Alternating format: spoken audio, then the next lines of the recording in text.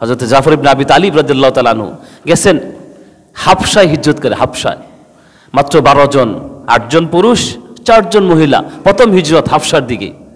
যখন মক্কার কাফেরদের অত্যাচারে জর্জরিত হয়ে গেছেন, আর টিকতে পারতেছেন না, তারা এসে বলেন, ওগো আল্লাহর রাসূল, আমাদেরকে অনুমতি দেন, আমরা অন্য কোনো জায়গায় যে একটু নিঃশ্বাস, স্বস্তির নিঃশ্বাস ফেলাই। ঠিক আছে, যাও, হাবশায় যাও। হাবশার বাদশা নাজ্জাশী বলো ভালো মানুষ, ওনার কাছে যাও, ইনসাফগার ন্যায়পরায়ণ বাদশা, ওনার কাছে যাও। জাফর ইবনে আবি তালিব সহ 12 জন পুরুষ, 8 জন পুরুষ 4 জন মহিলা গেছেন সফর করে। এবং উনি সর্বপ্রথম সাহাবী, উনি সর্বপ্রথম ব্যক্তি যিনি স্ত্রী সহ হিজরত করেছেন। স্ত্রী সহ হিজরত করেছেন। উসমান, ওর সাথে হযরত উসমানও ছিলেন, উনি সর্বপ্রথম সাহাবী হযরত উসমান। হযরত মুসা আলাইহিস সালাম, ওই নবীর পরে আর কোনো দিনদার মানুষ নিজের স্ত্রী সহ হিজরত করে নাই। দীর্ঘদিন পর হযরতে উসমান রাদিয়াল্লাহু আনহু ওনার স্ত্রী সহ হিজরত করছেন, ওই হাবশায় গেছেন রাসূল সাল্লাল্লাহু আলাইহি ওয়াসাল্লামের মেয়েকে নিয়ে। যাওয়ার পর জাফর ইবনে আবি তালিব উনি ছিলেন সাথে। মক্কার কিছু কাফেররা, 4 জন উল্লেখযোগ্য কাফের ছিল, তারা গেছে ওই রাজার কাছে, বাদশাহ রুমের হাবশার বাদশাহ নাজ্জাশীর কাছে, যে আমাদের কিছু লোক ধর্মান্তরিত হয়ে বাপ দাদার ধর্মকে ছেড়ে আপনার রাজ্যে আশ্রয় নিয়েছে। তারা আমাদের জাতি ছিল, আমাদের ধর্ম ছেড়ে দিয়েছে, নতুন এক ধর্ম গ্রহণ করেছে, তারা আপনার দেশে আশ্রয় নিয়েছে, তাদেরকে আমাদের হাতে ফেরত দেন। দেখেন চৌকান্না মানুষ, উনি বলেন, তোমরা কোথায় থেকে আসছো? আমরা মক্কা থেকে আসছি। আচ্ছা, তোমরা একটা আবেদন করেছো একজনের বিপক্ষে, তাদের কথা না শোনা পর্যন্ত ফাইসালা করতে পারবো না, আগে তাদের কথা শুনতে হবে, এরপরে তোমাদের কথার ফাইসালা। তো তাদেরকে ডাকা হোক। নতুন মুসলমান তারা সবাই আসছেন, 12 জন, 8 জন পুরুষ 4 জন মহিলা, সবাই আসছেন বাদশার সামনে। বাদশা বলে, এই লোকগুলো কি চেনা? বলছে, হ্যাঁ চিনি, ওরা আমাদের দেশের। ওরা আসছে কিছু দাবি দুবা নিয়ে।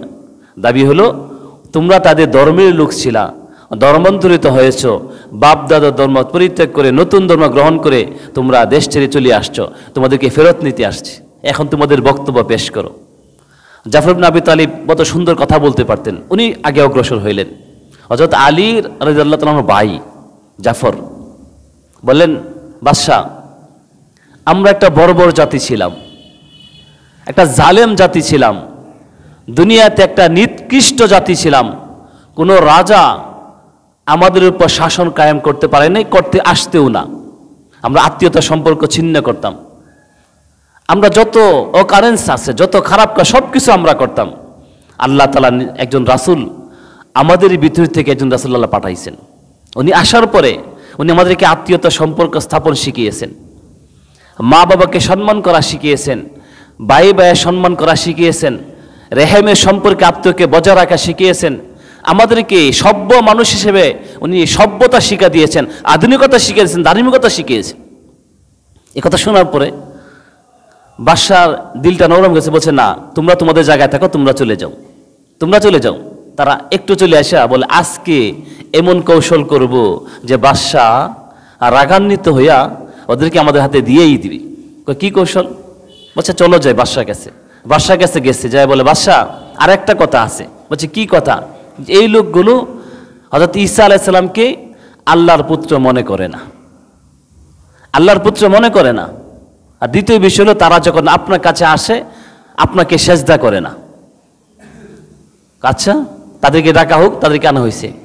তোমরা যখন আমার কাছে আসো সেজদা কেন করো না? বলছে, সেজদা একমাত্র এক আল্লাহর জন্যই হয়ে থাকে, অন্য কারোর জন্য সেজদা হইতে পারে না। আর তোমরা ঈসা সম্পর্কে কি বলো?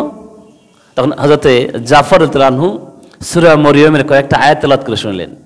ওয়াজকুর ফিল কিতাবে মারইয়াম ইদিন তাবাদাত মিন আহলিহা মাকানান শারকিয়্যা ফাত্তাখাযাত মিন দুনিহিম হিজাবান ফারসালনা ইলাইহা রূহানা ফাতামাসসালা লাহা বাশারান সাবিয়্যা।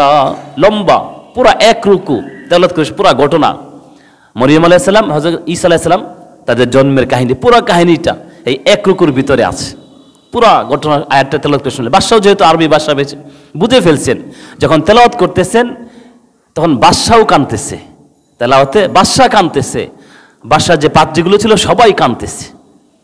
যখন তেলাওয়াত শেষ হইল, বাদশা বলে, নিঃসন্দেহে এটা ওই কালাম যে কালাম দিয়ে আল্লাহ তাআলা মূসা আলাইহিস সালামকে পাঠিয়েছিলেন। নিঃসন্দেহে এটা ওইরকম কালাম যে কালাম ইনজিলে আছে। এই কালামে যা বলা হয়েছে, অর্থাৎ ঈসা সম্পর্কে আমি অতটুকুই জানি, তার চেয়ে বেশি কিছু জানি না।